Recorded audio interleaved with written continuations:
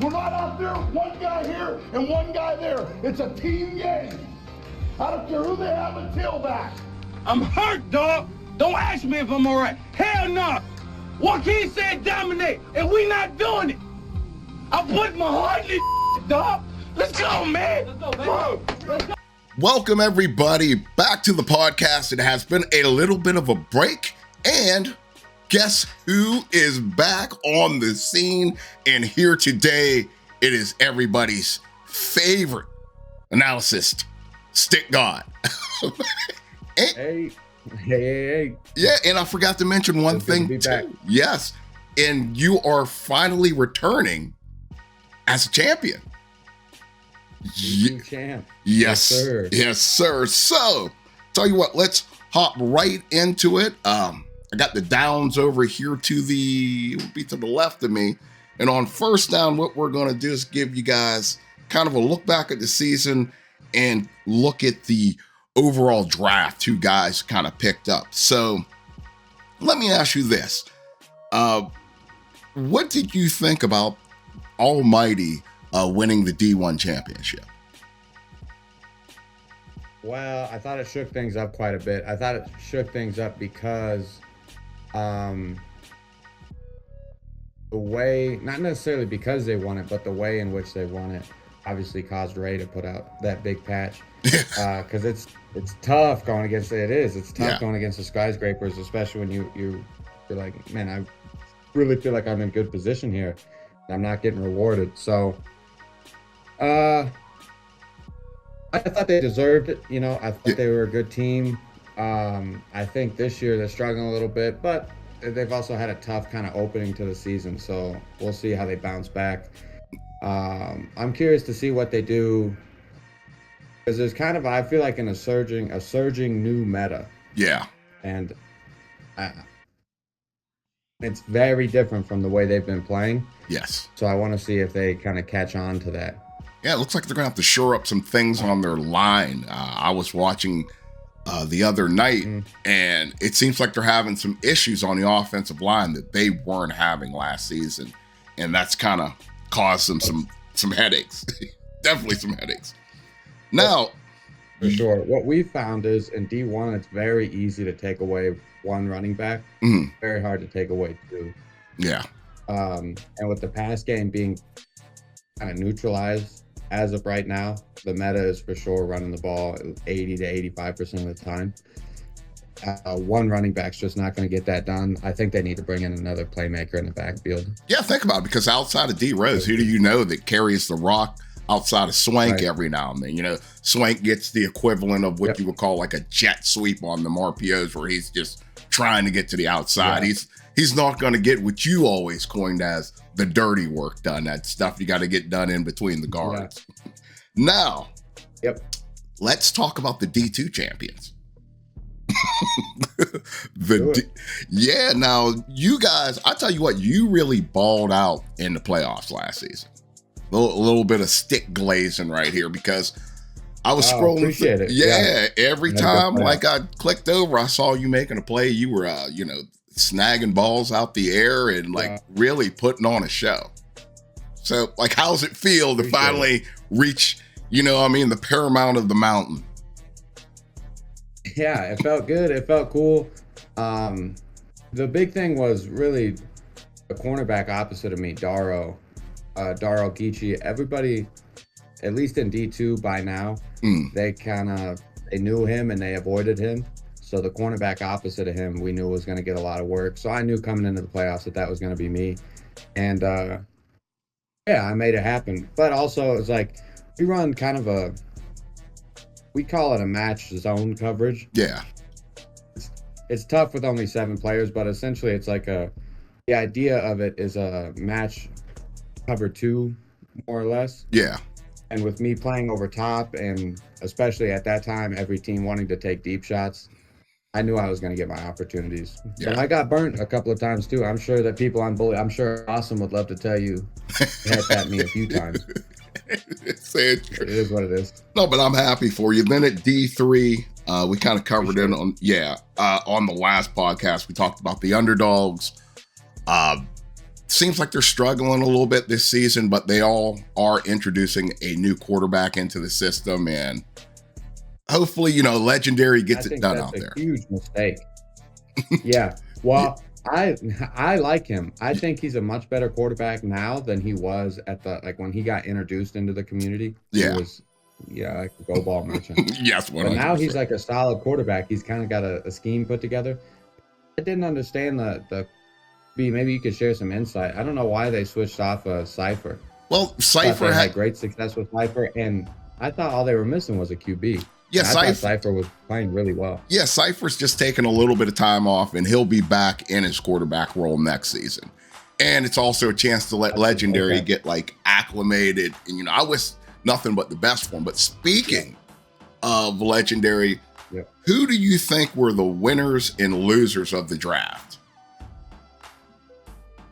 Well, I think the losers were, man. It sounds like I'm really hating on Legendary or Tobias. I guess. I'm not. I think he's a good quarterback. I think he's a genuinely good quarterback. I think he has potential to be one of the top quarterbacks in the league. Yeah. And knowing that Cypher had to step away, we'll say he was on injured reserve for the season. Yeah. That's tough. Yeah. So I think that's tough. In terms of another one that has been odd is the Pittsburgh Knights. Yeah. The Pittsburgh Knights, I think, are similar to us. So, man, we just got 2-0'd by bully ball. We beat in the championship, and the Knights are losing games that they normally don't lose. But what happens, I think, coming off a playoff loss or anything, is it's hard to get that energy back up. Yeah. Great. Our communication's top tier when we're coming in with energy. They've been talking shit.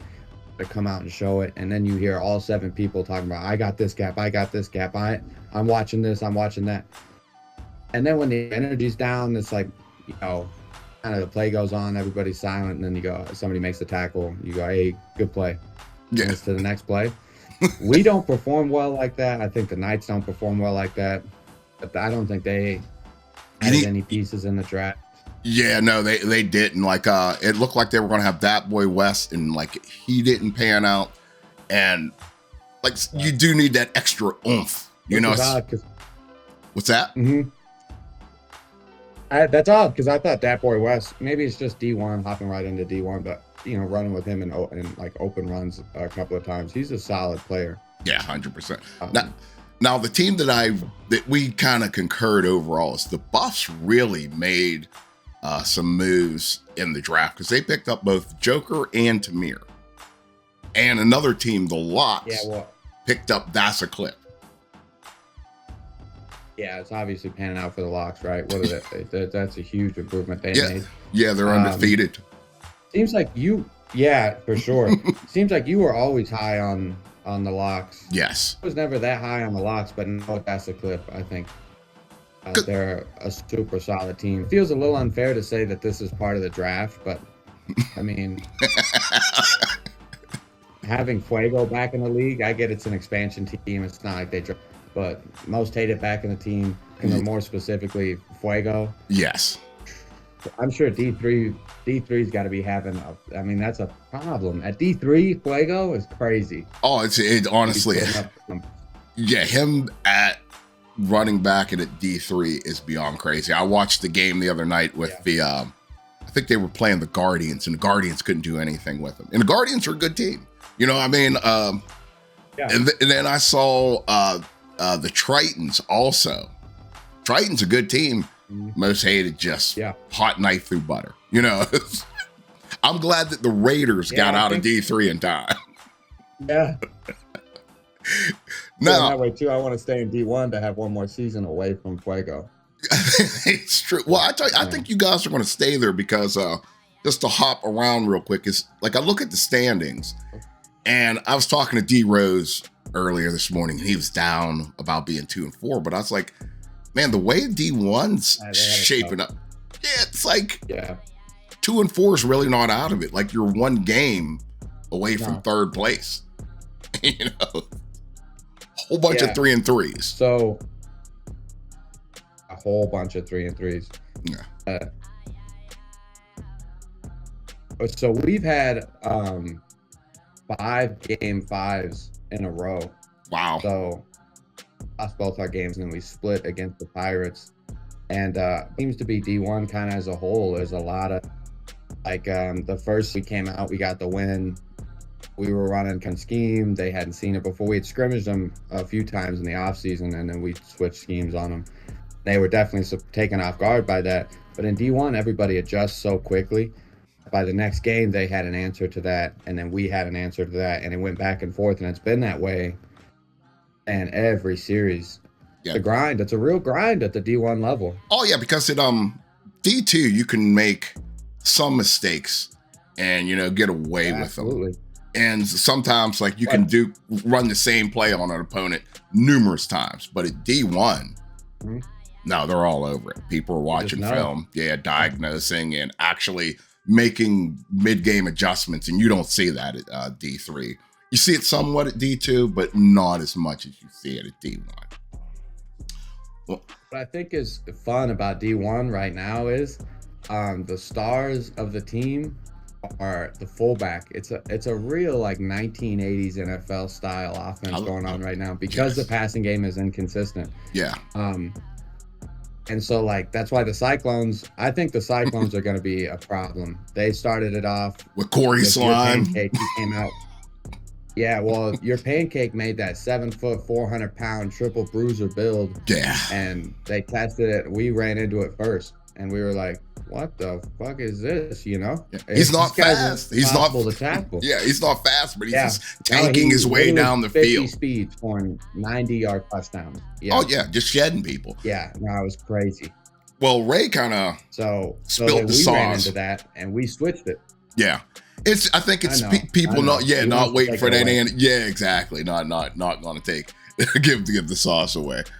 All right, what we'll do is we will go on to, actually next, you know what? We're going to take a quick break with the interview with everybody's favorite Tri-State Devils. And then me and you will come back on the other side of that. Hey, shout out my love bro Greasy and the Honolulu Pirates. You know what I'm saying? Y'all go play ESG. So said so. You already know.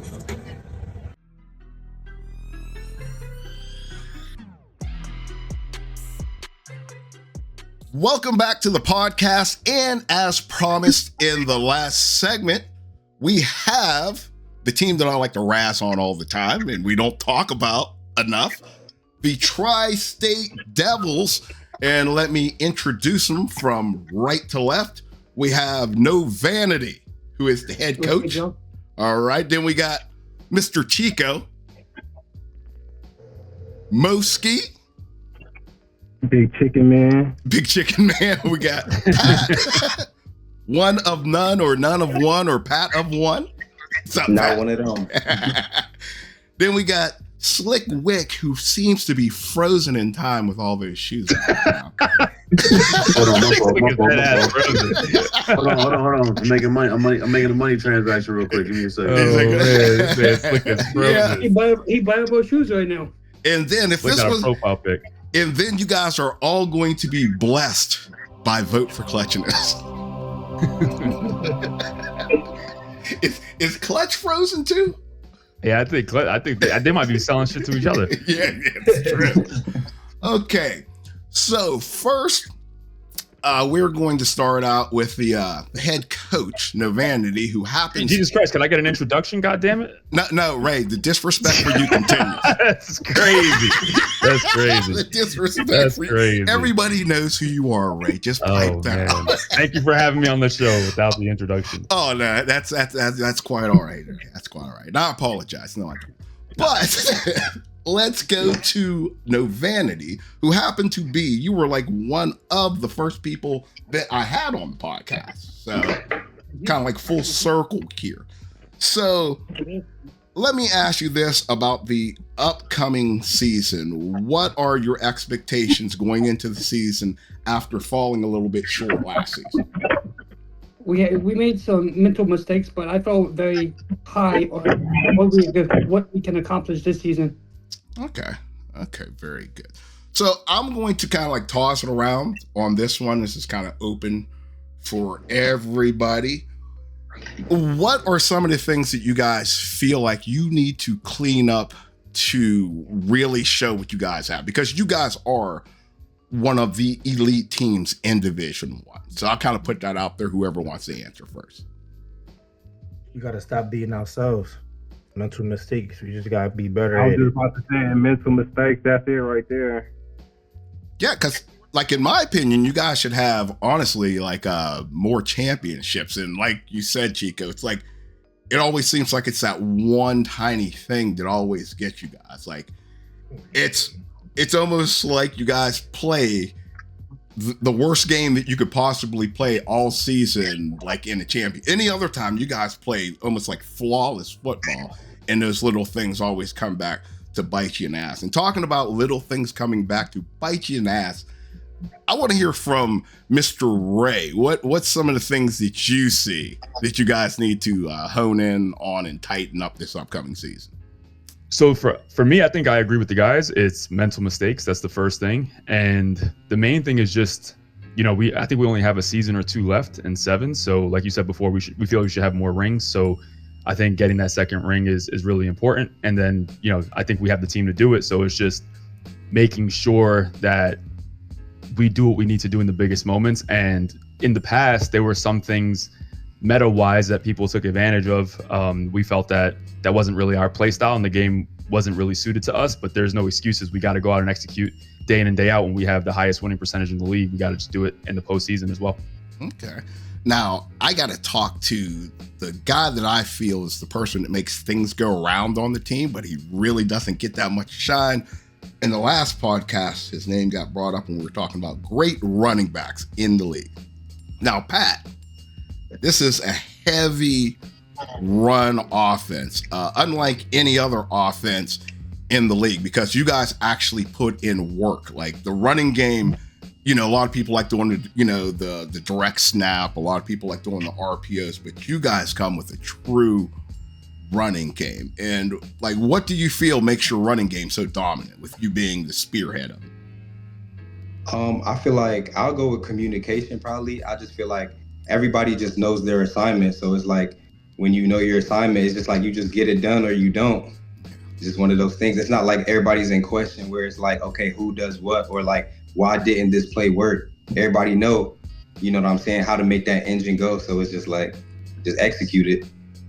Well, with that being said, to the guys that have their hands in the dirt, we'll start out first with Clutch. How hard was it for you guys to acclimate to this offense? Like coming from, playing in tournaments and everything else, and actually learning a system that has actual blocking assignments. Not being like, I'm a skilled person, so coming in, playing lineman was really different. So learning about like the different stance that you got to be in, it was really like going home every day and like doing some homework. You had to learn what you had to do to perform well with the offense and the defense.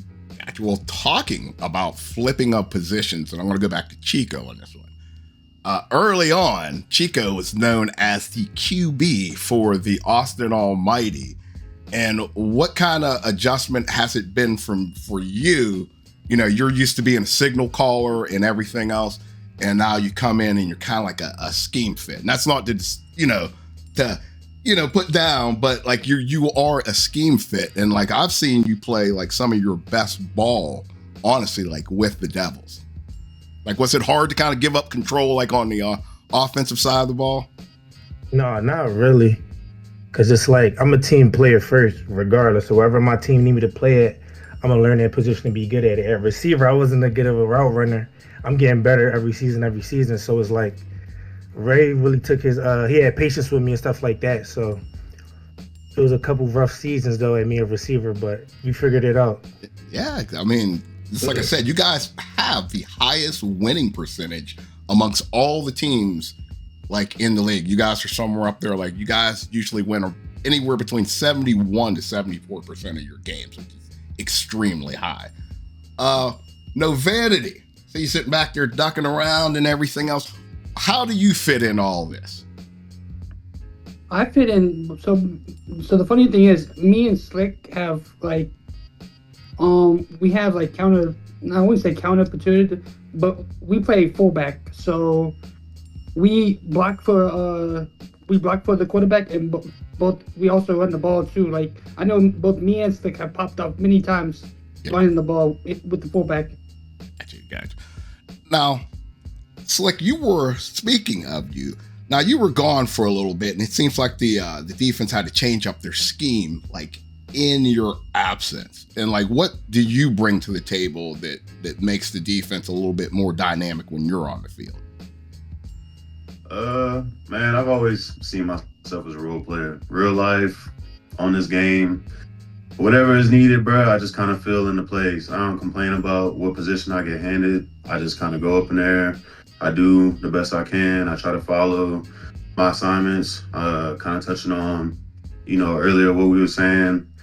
You just gotta know what you're doing. You know what I'm saying? When it's your time to be in the game. I mean, now that we got a 10-man roster, even from before gaining 10 people, we all knew that, hey, whatever position that we get put at, just sink into it. You know what I'm saying? Like, don't feel no type of way that you ain't playing exactly what you want to play. If you want to win, that's kind of what I feel like. That's kind of like what being on this team is. I mean, you here because you want to win, not just because you want to play what you want to play for real. You want to be a part of a winning team, I guess, with the percentage that you said that we have. That's kind of what we've shown. I mean, everybody step up to the table when it's their time to get called. I mean, that's all I can really say. I mean, the first season, I was just strictly at line. You know what I'm saying? We tried at receiver and DB games to games. Now fullback and line too. I mean, I played everything but QB. I mean, really, I guess what you're asking as far as like, what do I bring to the table as far as like being dynamic?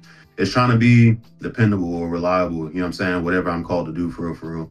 I mean, that's about it. You are the Swiss Army knife, because I think me and you were on a team before, like back in tournament days. Like, yeah, I didn't been around. I didn't been around playing in pubs and stuff like that since I didn't start playing the game. Whatever position is, bro, I just like to play. You know what I'm saying? I'm a real baller in real life, and I'm a team player. I just try to do what need to be done. Whatever I can to be helpful as far as like whatever position I'm at. And you need to spread a little bit of that tennis you love to all your teammates. That's what you need to do. I'll let your boy. I can get the sneaks for y'all. Send your sizes in the chat. Oh, are they going to be free? Not like that, but ain't like that. Now, there's a famous statement that's been going around the league, and I want to leave this one reserved to Ray. And it said that you don't run on the Devils. Okay, you don't run on the Devils. Where does that concept come from there, Mr. Ray? Well, I think the first thing is that Clutch is like the guy known for most of our statements on this team, like get it off the bridge or huss and all that other stuff that he'd be doing. He'd be knocking people into concussion protocol. But what I had just noticed, I'm not really like a trademark kind of guy, but it's just, I just feel like you just can't run on us. And I feel like it's really our scheme. And I think it really stems from what Slick was saying before, which is unselfish ball. I honestly feel that we have Pro Bowl caliber players at every single position, but the mentality on the team is like hard hat mentality where everyone's just like, picking up a shovel and getting to work and doing the dirty work and not being the glamorous player. So they really just kind of rely more on the scheme instead of, I'm going to show out and I'm going to pop up on the stat sheet. So when everyone buys into that mentality, it leads to a high percentage in winning, like you said before. And then B, it leads to us really having a solid foundation of knowing where we need to be on the field.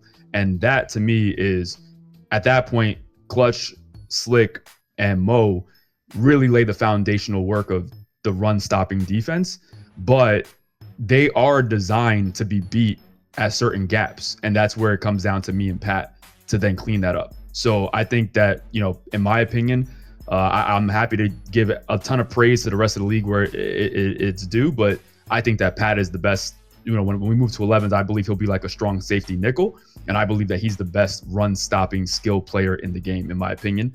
And then obviously I feel like I'm pretty good at run-stopping myself. So I just feel like, pretty consistently, you're not able to run on us unless you have a very strong scheme, and obviously unless maybe you borrowed from the Devils offensive scheme, it's going to be a nightmare trying to run. Yeah, exactly. So I'm grateful, ultimately that the guys really just buy into the system, and it kind of shows. And a very humble team at that, because I know it always gets brought up. Well, why I don't talk about you guys? You guys aren't yappers. Yeah, that's fair. You guys like you guys aren't yappers. Most of the time, like, we talk about people that are yappers, but you guys are the epitome of the lunch pail bucket team that just comes in, does work. I've never heard, and I've watched your streams before. I never heard any crazy talk. Chico, out of Moski, out of Vanity, out of none of you guys. And you don't hear that because you're one of those rare teams in the CCFL that lets their play on the field speak for actually what they are. The only reason I take shots at Ray is because Ray told me that my ex-wife has higher field awareness than me just because she's taller than me.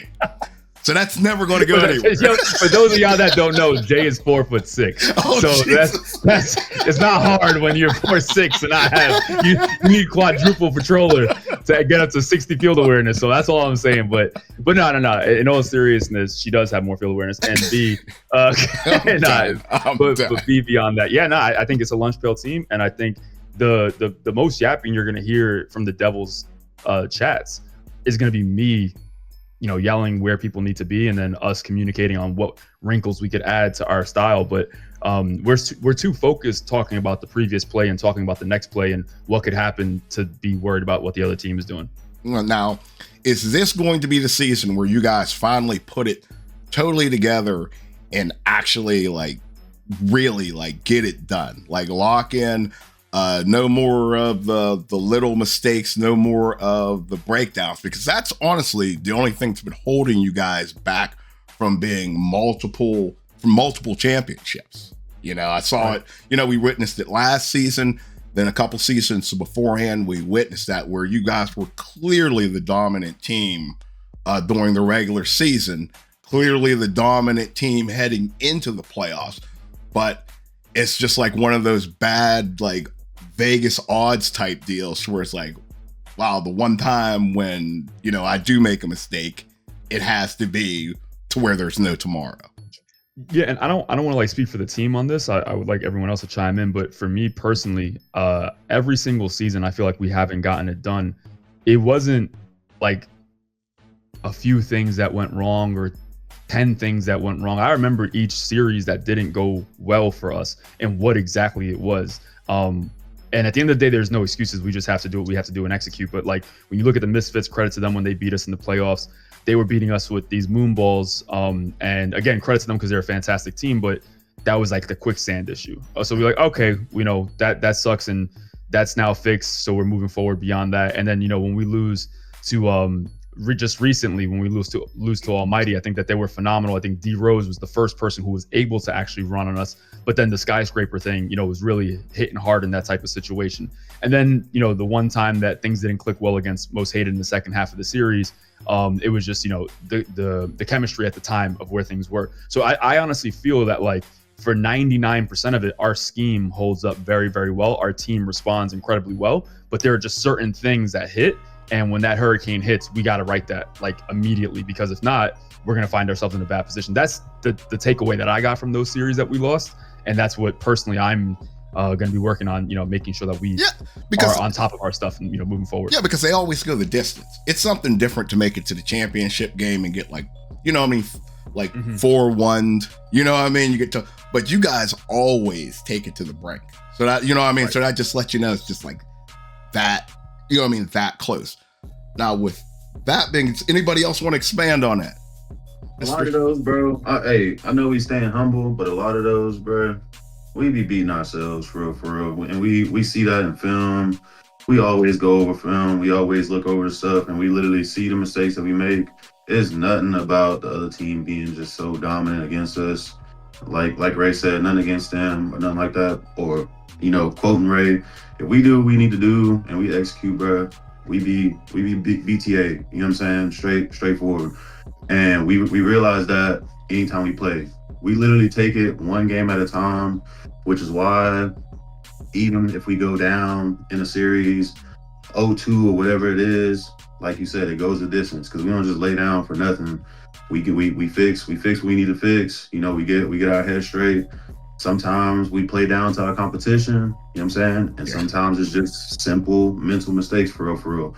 And we've all seen that we all capable of making those mistakes, but we all see that when we all literally locked in and doing exactly what we need to do, getting it done, we really like that, you know what I'm saying? And I feel like that's why you haven't seen us dismantle as a team, really kind of like go at each other like crazy or nothing like that. You know, we play as a football team for real. Yeah, we may have, you know, a little bit of stuff going towards each other and calling each other out, but we just holding each other accountable for real.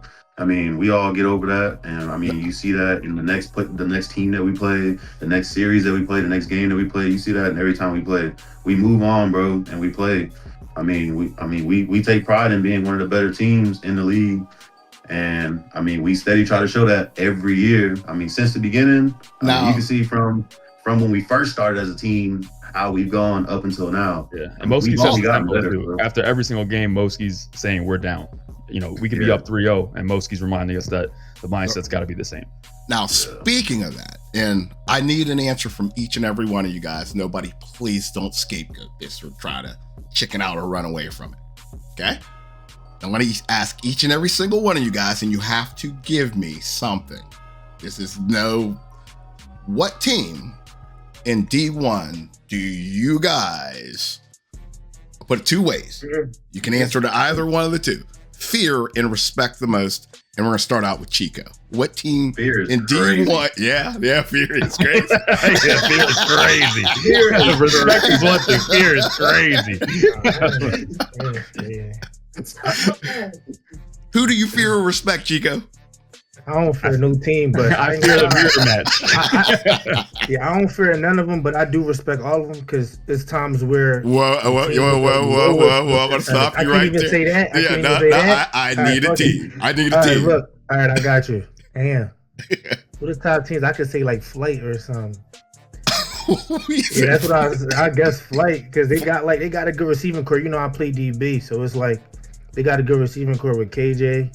He's not an easy person to guard, so it's like I respect what they got going on. But Pigeon got through the ball though. I trust my line though. So. Okay. Wait, hold on. Y'all guys are all gonna get it. Moski, feared and respected team in D1. Feared, no team. We won them all, but I've got respect for Flight as well. Like we ran plenty scrimmage, plenty of hours. Like they beat us when it mattered. Okay, so Flight. So we got two Flights. I give it to that team. No Vanity, you are on deck. First off, as the coach for the Tri-State Devils, I don't fear no team, but I do respect Flight and Almighty with what. Whoa! That's two. One. I can't give two? No, you can't give two. Okay. I wouldn't say Flight. They have KJ and Army. Those two are amazing wide receivers. And then you have Pigeon. Pigeon is he's basically a pocket dancer. Yes, he is. If you want. Yes, he is. So, a dancing bear, I'd like to call him. And then somebody on the line too, Floto. Floto's extremely well too. We're gonna see how Floto with the new updates and stuff. We'll see how Floto operates. All right, Pat. I'll just say respected because I know you guys don't fear nobody. Yeah, I mean, I ain't really want to have to say Flight because we all respect them as a team. Yeah. But I mean, I probably have to go with Flight. You know, well-rounded team. You know? Okay. Like that's the boring answer. Yeah, that's what I'm saying. It seems like we're on the company line here. Who do you got, Slay? All right, so please don't say Flight. Hopefully not. No, hopefully no. Please don't say Flight. Way, but I know that teams be changing divisions, all that. I don't even be keeping up with like all that until the schedule comes out and we see who we play for real. Yeah. But as far as like going off of the teams that I'm sure that are still in D1 and the teams that we played, I mean, yeah, we respect a few. I mean, we've taken a couple losses to some teams whether we beat ourselves or they just kind of came on top. But Give me a team, bro. Give me a team, man. Like he out there dancing, he's sidestepping and rolling and hey, I mean, sure, because I'm trying to think of who else really kind of gave us that competition for real. But I mean, Almighty is up there. I mean, we do beat ourselves, but they are respected as far as like beating us when it matters, like kind of like how Mo said. So I mean, when it comes to revenge tour, I'm gonna have to say Almighty. Almighty. All righty. Yeah, we gotta get that get back. You know what I'm saying? Spin the block. All right. Clutchness, are you back on air? All right, we're gonna skip over and we're gonna go to Ray. So just the Raiders? In terms of the Raiders, exactly. Just in terms of the respect, I know you said that Vanity. I'll pick one that I respect the most, but I like Vanity said before, there are definitely a few teams. I'll have to say the reasons why. To the flight point before, yes, they have a great scheme. They have a great quarterback. They have a great receiving core. They have a great defensive end and line in general. But the one thing I respect about Flight is the fact that when we were trying to get better and essentially try to scrim anybody who would scrim, it was really Flight. That was the constant team that we would scrimmage against. And I think that put us where we needed to be on both sides. So I have respect for that. I still will pick one ultimately, but if you look at Almighty, to Slick's point, they were the team that, in my opinion, they beat us. And not only did they beat us outside of the skyscraper and the jump balls, they did beat us on the ground. So they're the first team, in my opinion, like I'm just being honest here, they're the first team to ever beat us on the ground. That's got to earn, my respect. And then finally, shout out to the Knights because they have a scheme that they work on. But if I had to go to one team, because again, I respect them all, but if I had to go to one team like Slick said, there's only one team that quieted the "Don't run the Devils" mantra. And it wasn't because they broke 75 tackles with their build. It was because they were hitting the gaps the right way. So got to give that to Almighty, and we're on that revenge tour. And the reason why I said that, because this is what's crazy. You guys really shaped how D1 plays. You look at a lot of the teams, Cyclones, they're running an offshoot of you guys' offense. Flight became successful once they started running an offshoot of your offense. The Knights, they became successful once they started running an offshoot of your offense. The Infernos, who have recently arrived back in D1, they run an offshoot of your offense. So you guys have kind of shaped the land. That's that hate it or love it Ray Brady effect. Well, you guys kind of shaped the landscape of D1. Not to say that everybody runs identically like what you guys run, but they're kind of an offshoot. And the only team that isn't an offshoot of you guys is Austin Almighty. And from me watching the film, you want to know the reason why I think that they beat you guys? What's that? They disrupted your block schemes to where a lot of teams where you watched it, they kind of sat back and watched. They were like the entire game, they were really like kind of like beating you guys to the spot and disrupting the run game. So like later on, you guys seemed like you were kind of figuring it out, but they were doing a lot of disruption. And I'm honestly, that's like a game that I have marked on the calendar for this season to make. It's like, to me, that's must-see TV because unlike other games where you guys kind of like, at some points in the game where it gets like a mirror, like, okay, they're running a variation of your offense and you're running your offense.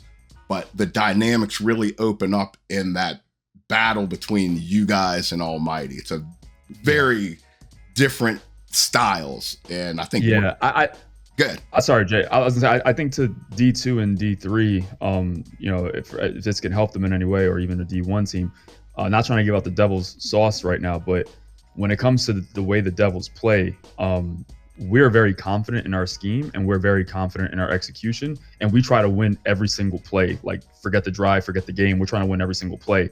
But we know that if we have that mindset, at the very least, it's gonna wear down the opponent. Like it's gonna frustrate them. They're gonna see things that they don't want to see constantly. They're gonna be worried about me, then they gotta deal with Pat. They're gonna be worried about Pat, then they gotta deal with Slick. Worry about Slick, then they gotta deal with Oddly or Chico. You know what I'm saying? So it's a very like wear you down offense. It's that Novocaine offense, right? Yeah, absolutely. Just give it time. It's gonna work sooner or later. Yeah, absolutely. And again, because of that, sometimes we'll throw you things that we have to throw you, knowing that it's going to set you up for later, and it's not about scoring this play as much as it is about setting you up for later. So so when we do that type of stuff, again, credit to Almighty, because they have two great players. They have a great full team of 7, but they have two great players on that team who will strategize a lot in the middle of the game and try to come up with the wrinkles and understand what they need to do. I feel like for us, it came down more to what we did defensively or didn't do defensively against the run and also against the skyscraper. But again, I was looking forward to that matchup. They got the better of it that time, but I do think, even if you talked about 71% win rate or whatever the case may be, I also think we have a higher probability of winning against any team in the league. I think that we have the better in the head-to-head matchup. So with that being said, they got us, and we're looking forward to heading back to that. You know what you got to stop. We said it on the last podcast. You got to stop those swank balls. Yeah, absolutely. Stop the swank balls and you win. So with that, I hate that we didn't get to hear that much from Mr. Clutchness. Yeah. But I appreciate having you guys on the podcast. So you guys finally get some recognition here, So I'd like to thank you, Ray. I'd like to thank you, Slick, No Vanity, Moski, and Chico, and I think, did I already say Pat? No, you did not. Don't disturb my running back. Hey, but wait a second. Are we getting into predictions or anything like that? Because I got some, we gotta get some predictions. You know what? Okay, let's actually, what? Everyone else gets their predictions. Okay. You know what I'm saying? Here we go. So here we go. Way too early predictions. Let's try to make it short and sweet. A little bit of explanation, but we're going to go around the horn again. And since Ray is the biggest yapper, we're going to start out. We're going to start out with Ray. Well, I don't know who I'm going to pick. No, I'm just kidding. D1, okay, so D2, and D3. Yeah. So everyone always, when they're on the show, they always say themselves in D1. We're going to say this ourselves as well. But if we had to say any other team that I think, is going to get, let's just say our opponent in the championship game. You know what I mean? In my opinion, I believe that the team that will probably make a resurgence is either going to be the Knights or the Pirates. And the reason I say that, if I'm not mistaken, correct me here though, is Juan back? Yes, Juan is back. Yeah, so that's why I'm going to give an edge to the Pirates because of the run game, and they know how to lean on their running game. I do think that. Did you watch any of the tournament the other night? I did not, because we were scrimmaging other teams. Well, I tell you, the Knights. Hear about it. The Knights. Who's that word? Yeah, the Knights and the Pirates did face off, and I'm not going to lie, the Knights kind of bottled up Juan. He wasn't that as big of a factor as I thought that he would be. Yeah. And then in D2, I like what the Raiders are doing in terms of, really trying to buy into the schemes and stuff, but I'm going to go with the Misfits. Jeez. I think that they had a great year, and they cut this man's mic. And what was that? I said, cut this man's mic. Yeah, exactly. And then what's really, really great about D3, shout out to D3, if I'm not mistaken, there's 11 teams in D3. Yes.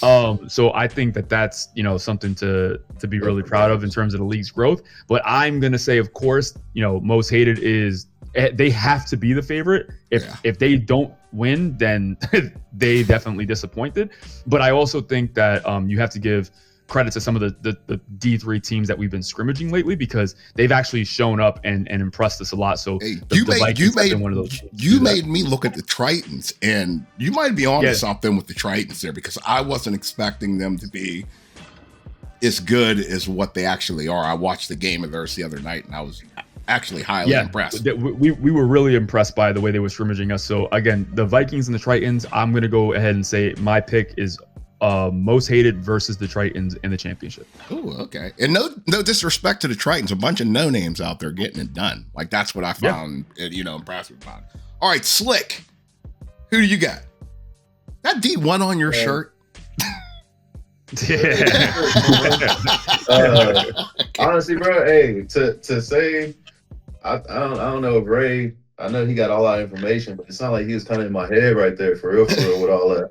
But I got the same thought as far as like the Knights and D1. I mean, they really played. They played tough against us for real. They brought a surprise to us. Ace is a dog. You know what I'm saying? He know how to figure stuff out, and I feel like he gonna come back, showing his presence and D1 again to make it known that they belong there.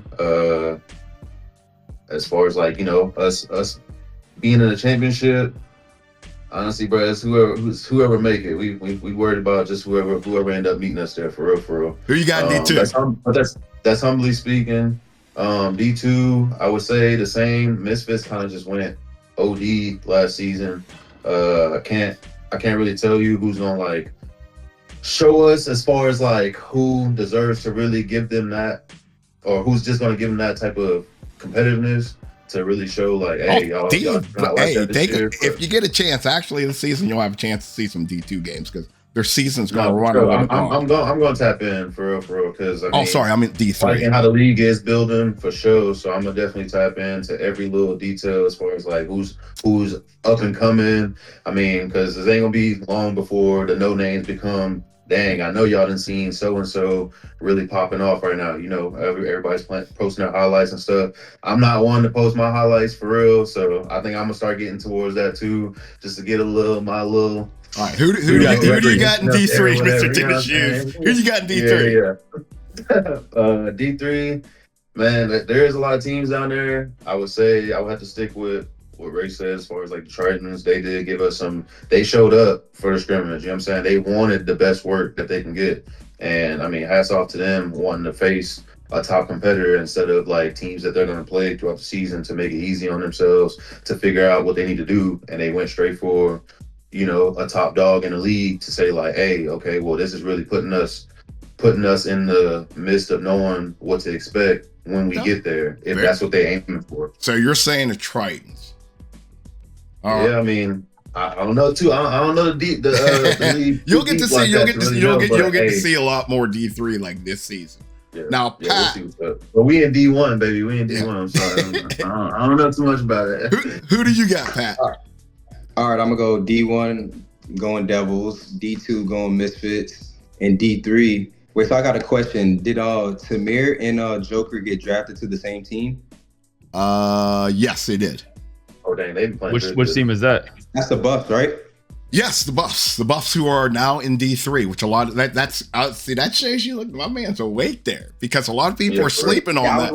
I was tuned into the draft a little bit. I was watching the draft a little bit, so I got to see that. So yeah, in D3, I'm gonna go Buffs versus Most Hated. I like that. I'm on board with that. No vanity. Who you got? For D1, obviously the Devils. For D2, I think this would be a great matchup. For D2, I want to see the Misfits and the Locks. The Misfits. Since they got that new pickup. Ooh, that's a good one. That's a good one. Yeah, shout out to our former teammate Clip. That's definitely a hell of a that's gonna be a good matchup. That's gonna be a good defense. Well, I want to see what he can do this season on the Locks. All right. And for D3, I want to. This is my team, not my team, but kind of like because I helped him put together. Shout out to Coach Mike Mode with the animals. I want to see what they can do. Louisianimals, boy. Louisianimals. I love that name. I want to see what they can do this season. I think they're going to impress because they seem like they're hitting the ground, standing on business. Moski. Shout out. They have actually a D1 caliber player, and shout out to Beasley. Yeah. Nobody realized they have him, so I want to see what they can do with that. A lot. All right, who you got, Moski? I'm gonna start in D3. It's basically where everybody else said. Tridents, and then Misfits for D2, and then of course us. The disrespect for the Raiders is crazy. I hope you're hearing this, Lone Wolf. They're out here openly disrespecting y'all. Wait, are you on the Raiders team? Hey, I'm the owner of the Raiders. Yeah, there's your answer right there. No disrespect to the rest of the Raiders team, but you guys have an owner who has never given us a modicum of respect on this show. So we will not even mention the Raiders at all. We don't even want to say my name because it has Ray in it. Fuck that. That's crazy. Wow. Chico, do me a solid, man. You got to have my back. Come on, please say Raiders, D2. No, D1 is going to be the Devils, of course. All right. D2.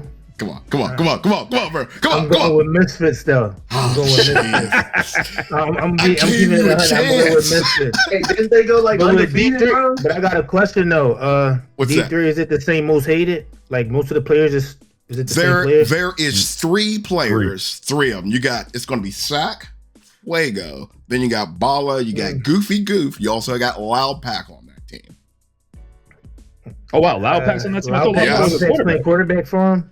Yeah. He's playing. So where's Sosa playing? Nah, yeah, I'm pretty sure Sack playing. You taking my shot, y'all. Like, come on. I'll play. But no, I would say, because we played against the Giants, they surprised us for real. It was a good team on D3. So I see them in most hated for sure. Once again, people sleeping on those buffs. I want to say Pat knows ball. Rest of you guys are just taking the regular. Like, once I saw that. With all due respect to the Buffs, who have a phenomenal team, they have a phenomenal team. But at the end of the day, we played the Titans. So at the end of the day, like, it doesn't matter what you have on paper. Not to say that those guys won't go undefeated potentially, but we played the Titans, and they actually played us like a D1 team. Ray, you ain't got you got no credibility. None of you guys got credibility because I didn't hear nothing about no damn Raiders. Didn't hear one damn thing about any Raiders. Nah, I do appreciate how the Raiders obviously, got to the. Oh, by the way, shout out to the Raiders, shout out to the Hellcats, because I know they put in work in the film room. Shout out to any team that does actually put in work in the film room as a team, because if you're going to steal anything from the Devils, that's my biggest advice on what to steal. Watch film as a team. That's the biggest thing to do. Well, and with that, and with 11's building, I can't wait to see how this thing grows. And I'm just going to let you, I'm putting this out here. I'm putting this on tape. When 11's come, the Raiders are coming for y'all's ass. Hey, yo, pause that heavy. No pause. Yo, absolutely, the Raiders are coming for your ass heavy. Yes, no pause. Oh my goodness. But no vanity, Moski, Chico, Pat. Pause of the year. Yes. Jay, can I ask you the wrong kind of Raider. Jay, can I ask you a question now, Jay? Yes, you can ask me a question. Where do you think the Devils fall short at, offensively and defensively? Well, offensively, you I always think got to take on that. Yeah, offensively, I think you guys fall short at the quarterback position. Like, if you had a better field general, best quarterback in the league. Is there some other league that I don't know about? You got the best backup. Is there some other league that I don't know about going on here? It's like a side league that I don't know about. But I'll say this: I'm not gonna glaze myself like every other person on the show typically gets on and glazes themselves. But what I'll say this is that name a quarterback who calls out schemes the way I do, calls out techniques the way I do, calls out adjustments and audibles and hot routes the way I do. And I'm not saying that to glaze myself. What I'm saying is you don't have any single quarterback in the league, maybe outside of Pigeon, that's calling out blocking schemes. The only other person that I've ever seen call out blocking schemes in the whole game is Fuego at running back. And his team never even does it. He just runs around like crazy and makes all of it happen like Barry Sanders with nobody even blocking for him. But in that situation, nobody even calls out block stunts. So I'm not saying I'm the best, and I'm not saying that, you're not allowed to criticize. What I will say to every single other quarterback, though, is that that's what I would like to see other quarterbacks do. Really know how to command the offense. You are the best field general in the league, hands down. Like, you are, like, literally, if there's, Ray Brady. Yeah, if there's a, I don't even know what word I'm looking for just because I'm talking about right here. If there was somebody that you looked at that was the epitome of a field general, I would say that it is Ray, because I've seen Ace do it, but Ace doesn't call out those blocks like you do. Ace basically just says catch a block. You know what I mean? Catch this, or he says climb the line. Ace does call out the person to block. I was gonna say Ace too, because Ace is number 2 in my opinion, but it's a far cliff, like different fall. Yeah. After you get to Ace and myself, I shout out again to Pigeon, but but again, that's even after Pigeon. Then the cliff even gets even more dramatic, in my opinion. There's just nobody calling it out. With what the Hellcats are doing, and I think that just like you guys have been the trendsetters in D1 for offense, I think that this thing's going to continue to evolve as we get more and more seasons underneath our belt, and that's a good thing. You know, I mean, you're doing something right when people are copying what you're doing. Yeah. Well, if the Hellcats do well, we're going to take some credit for that. Oh, absolutely. You know, the Hellcats, their owner was, Karaxi. He asked us to come into our film room and learn from what we're doing here. So, hopefully they do well, because that would just show that they're under the coaching tree of what it is that the Devils are trying to implement. Yeah, because he was on the show. Yeah, He said, let's bring it back though, Jay. You gotta answer the question. Oh yeah. Sorry, Chico. Go ahead, Chico. Repeat the question. What was it again? I said, what do you think the Devils lack at on offense and defense? Where we gotta be better at? On offense, As a I team. think that you guys need to open up the playbook a little bit. Like, I understand like what you guys do, and you like to run the ball. At times, it gets a little bit very predictable. Like, I watch your game, and I understand where the ball's going and what's going to happen. Defensively, If it ain't broke, why should we fix it? well, it is broke. It's not. It is broke. If anytime, I'm not coming at you nothing, but anytime we do get like tackled in the backfield or something gets stopped short, it's because we messed up the play. But here's the thing: I think you guys could be a lot more dangerous than what you already are. That's what I mean. And that should be a scary thought, because if I'm thinking that and you guys are winning 70+% of your games, if you crank that up, I feel like you guys could be like up in the high 80%, because a lot of, because right now you have the league trained to a certain, you have the league literally trained to a certain thought process. And on defense, I don't see anything that you guys do wrong on defense. Like, you guys play some of like the best defense that, like, and I'm not shitting on the league at all. Whenever I see somebody pass on you guys, it's not like really passing. I've never seen somebody just come out there and carve you guys up, running slant routes and outs and perfect time stuff. It always boils down to some type of, I hate to say like bailout play. That's what's crazy. You know what's crazy, Jay, is that like I have this feeling is that like, we know that the skyscrapers like live by the gun, die by the gun, right? So it's like you go out there, and if this is where, in my opinion, so many teams do this, they're gonna either eat off of the skyscraper tonight, or they're gonna just be like, oh no, we threw the picks tonight because it's a 50-50 ball, right? Yeah. So really, you would want to say that that's not a way to get to the championship. That's not a way to get to the playoffs. The problem is law of large numbers. When 95% of the league does that, somebody's got to fucking win. Excuse my language. Somebody's got to win and somebody's got to lose, right? So if you have 95% of the people who are using skyscraper, and I mean, someone's going to limp into the playoffs. The thing is that once you get to the playoffs, and this is not just for D1, this is D2 and D3. Once you get to the playoffs, if that's your strategy and that's your opponent's strategy, well, one of you guys are going to be disappointed and one of you guys are going to lift up a trophy. Yeah. You know what I mean? So I just think that when a team moves away from that and develops a real scheme, because of the additions that were added into the game, I'm really curious to see, what happens in relation to the skyscraper. But I want to see somebody start reading you guys on defense, and that's what I think, and that's where you guys hold the advantage. And I am not crapping on the league. The league's offenses primarily, like, overall, even though when people try to copy your schemes, what the quarterbacks are doing are very like caveman, and they're not paying attention to what you guys are doing against certain formations as far as your coverages and everything else. They're not diagnosing it and then thinking, well, the next time we show them this look, this should be open, because on that last play they were doing this, and that's very impressive, because you guys sprinkle in and do a little bit of zoning and switching up coverages and all that other stuff, which is another reason why when 11s come, I'm going to destroy you guys. But anyways, it's been a pleasure. Thank you for having us, man. Yes, sir. It's been a pleasure having you guys on. Hopefully, at the beginning of next season, I can have you guys back on as champions. You will. All right. You will.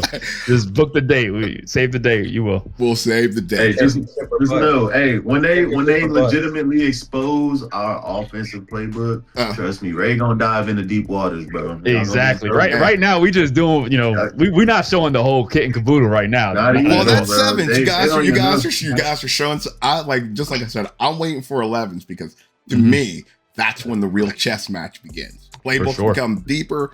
Defenses become more complex and skill gap They increases. take it from us now. We on a whole different playbook. Like that's like they can never catch up with it. Yet. Like we got other plays, we just don't have to get to. We don't gotta use them because the ones we using is working. We do it so well. Like it's that point where Ray don't even have to tell us our assignments. Sometimes once we see the play out, we already know what we got. It's like why show them everything for no reason? I feel like it's just like I tell everybody. It's sevens right now.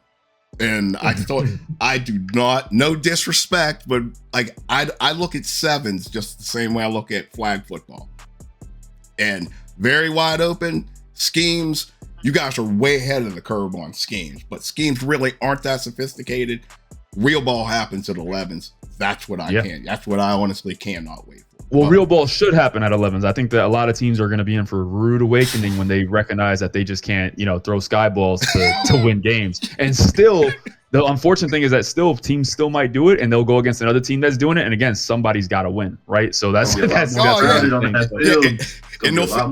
on that field. Yeah, and they're going to feel very great until things get complicated, and they're going to be forced to think. And that's honestly what I respect about you guys. You guys are a thinking man's team, even at sevens.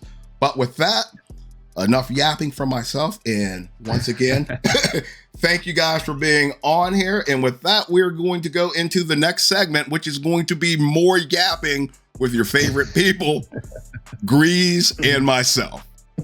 Thank you guys. Thank you so much. Yes, sir. Appreciate it. Okay. I see you guys out there in the pubs, in the open runs, always talking about the league, who in, who out, talking smack on the field, but I know you want in.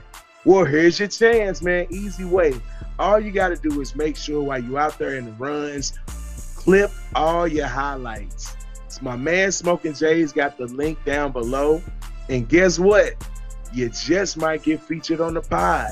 And what better way to get into the league than a golden ticket like that? So again, man, while you out there having fun on ESG, man, make sure you clipping your highlights, submit them down to the link below, and you just might be on the show.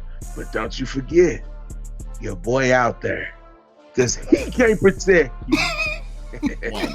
All right, back from the interview with the Tri-State Devils. I know that I promised that it was going to be me and Grease yapping. Grease has a little bit of emergencies, and it's going to be me and Sticks. We're going to continue on yapping about things around the league. And who are the teams, asking you specifically, that are surprising you right now with their play so far with 1 week underneath our belts in the CCFL? Okay, I'll give you one team from every division that I think is a surprise. So, like I just talked about before the break, was the Cyclones. I think the Cyclones are going to make the playoffs for the first time at the D1 level. I think the Cyclones are a good team. They're so disciplined. So I think the Cyclones are a big surprise, I think. Yes. Even though they're 3-3. But right now, like we talked about, 3-3 is one game above like everybody else. Everybody's 2-4. Facts. Everybody's going to game 5s and stuff like that. Facts. So I think the Cyclones are good, and I think that the Cyclones, I think that the Cyclones are a real problem. I think that what they got going on right now is the type of thing that's going to kind of run through a lot of the kind of big dogs in D1. You know what I mean? Yeah. Now, who you got in D2? The obvious answer is the Cleveland Raiders. They're Absolutely. Absolutely. They're at D3, and then, man, they hit D2 running. They're 6-0. They're firmly planted in the 2 seed. Yeah. The Locks is a surprise. The Locks is a surprise because of the name, but with the players that they added in the draft. It's not that big, really. Specifically, Desiclip. Desiclip Yeah. has championship pedigree. He's got a D1 championship under his belt.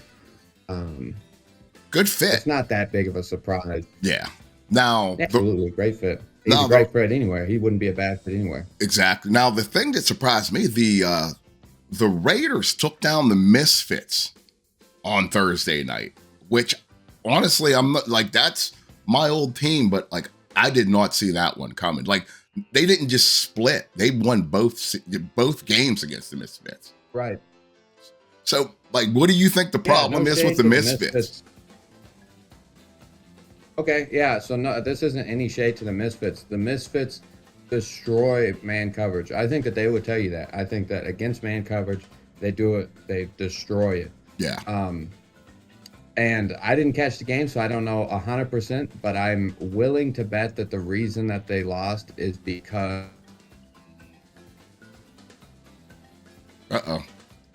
We lost you there.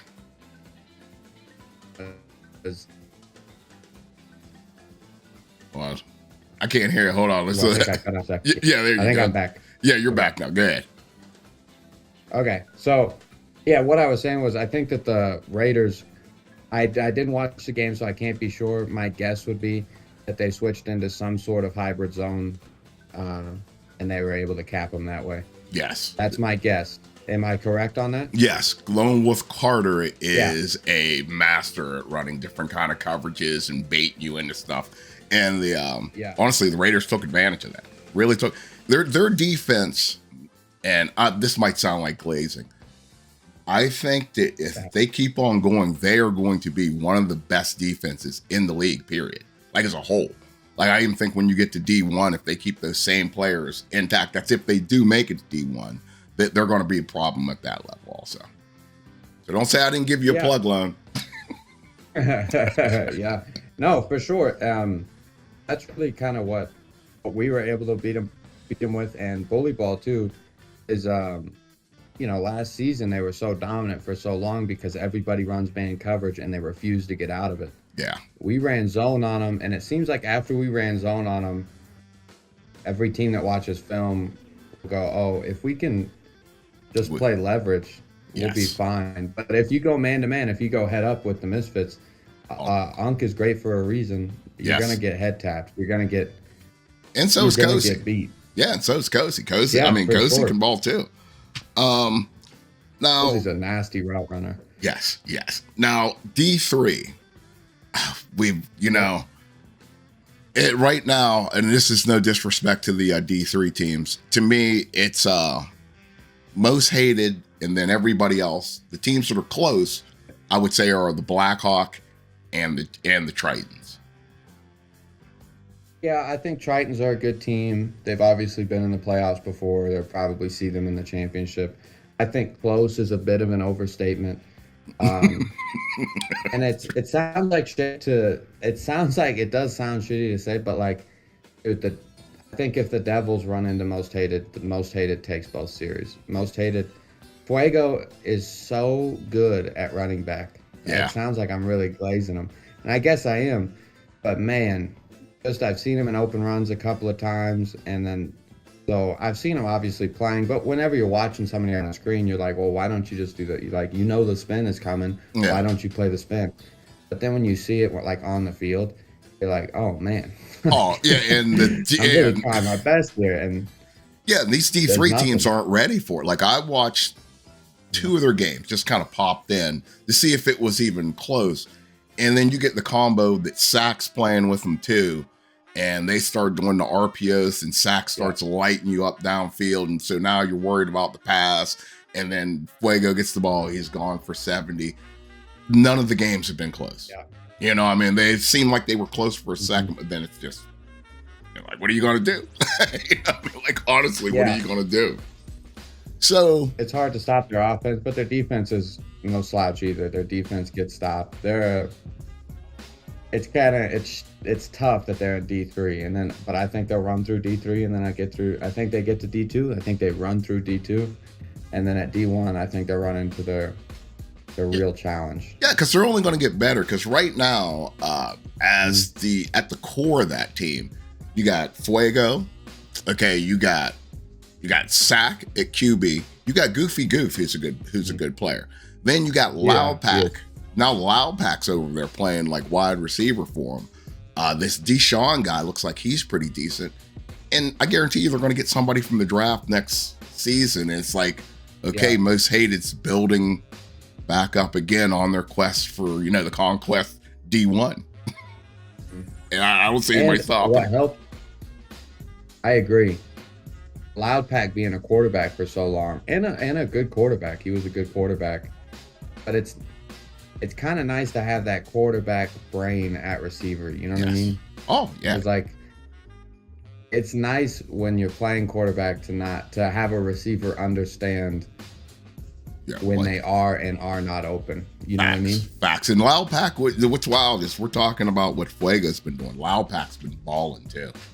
I'm looking at all the I don't doubt it. Yeah, I watched the game. I kid you not, it might have been for like 2 minutes, and I think I watched Loud Pack get 3 interceptions. And these are teams that I think are pretty decent, but it's just skill gap is wide. Now, to close it out, I'm going to ask you the same thing that we had on last week's show. Who are your teams that are going to run away with? Do you think Almighty is going to repeat? No, I don't think Almighty is going to repeat. The meta has changed so much in the off season. It's no shade to. I think that they'll figure it out. Yeah, I think that they probably maybe they make the playoffs or get close to it.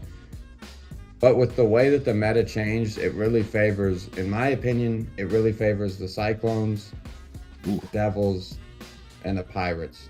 I think that it really hurts Flight, which honestly, the fact that Flight is still 3-3 with the meta change is crazy. Yeah, because they should be hurt by it too. Well, they were running a little bit of the tri-state offense, so you think they would be able to adapt a little bit. They were, but that's definitely not where their bread is buttered. You know what I mean? Yeah.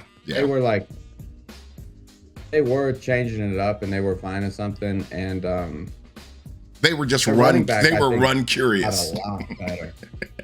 For sure. They were run. Yeah, it's a good one. They were run curious. Yes. But I mean, new meta, the Cyclones can run the ball 85% of the time. They can have a different ball carrier every time. Yeah. And not lose much on the line. So that's the tough thing is if you make a fullback build, okay, well, your fullback used to be on the line, so now you kind of move a receiver to the line. Well, the Cyclones kind of understand that, and they were able to move somebody who can still catch a block on the line, you know what I mean? And isn't just a total liability. Saying that's scary. The Cyclones, I'm telling you, the Cyclones are a good squad. And Drip is a great running back. I think he's really underrated. So I wouldn't be surprised. The thing is that this new meta favors the Devils because this Devils have been playing their offense even with the old meta. Yeah. So the Devils are definitely used to this. I think it's between the Devils and the Cyclones, personally. You say the Devils and the Cyclones? Okay. I would like to see. The Cyclones are a really good squad. Ooh, that will be an extreme shit talk fest. You get Gunther in there going up against Ray. Sign me up for that. I agree, but they stay in party chat. They don't really come to game chat like that. No, we're going to the Pirates. That was a movie. We were talking back and forth, bucking heads, and then afterwards, what's cool about the Pirates is, I joined their party afterwards to be like, hey, good series. We split. Yeah. And just to be like, hey, so-and-so got me on this route. And oh, I got you here. And then be like, Juan had a great game. So bigging him up. But was talking to them. And it was cool. But, man, in game, a lot of shit talking. Oh, yeah. When we played the Cyclones in game. Yeah. I saw their TikToks afterwards and stuff like that. The TikToks afterwards, they were talking crazy. But we just... come to game chat with it. Turn us up. We'll say I'm going to make it mandatory. If that happens to be the championship game, Cyclones, Devils, mandatory. Everybody's in there. We got it. We have to hear that. Now, who do you think is going to battle it out for D2? I think the two teams that are at the top. I take that back. I think the Locks are in a great position. I think the Locks are going to be very, very hard to beat. Yeah. And I think that the underdogs will make the playoffs. I think there'll be a first round exit in the playoffs, but I think that they'll steal one of the spots. Yeah. And I expect the Misfits to get it together. They have to find another way to move the ball on like long down, actually mid to long range situations. Yeah. I think that they got to rely on Russ Bus is a legit running back. They have to trust that Russ Bus is a legit running back and run him till the wheels fall off. And I think that he has the capability, especially at D2, to get him to the championship. I think that he could carry that team. Trust the bus. Now. Yeah. Now, let's go. Yes. Now, I guess D3. Do we even have to? We know what's going on with D3. D3 is most hated and everybody else. Facts. I'll root for everybody that plays against most hated. I'm rooting for you. Like, I really want to see you guys win. Even if it's in the regular season and you take a game off of them. We feel awesome about that. Yeah, we just want to see you progress. I just don't see how. Yes, we want to see you progress. All right, well, with that, I guess we'll kind of wrap it up unless you got something that you want to throw out there. No, wait. I don't think so.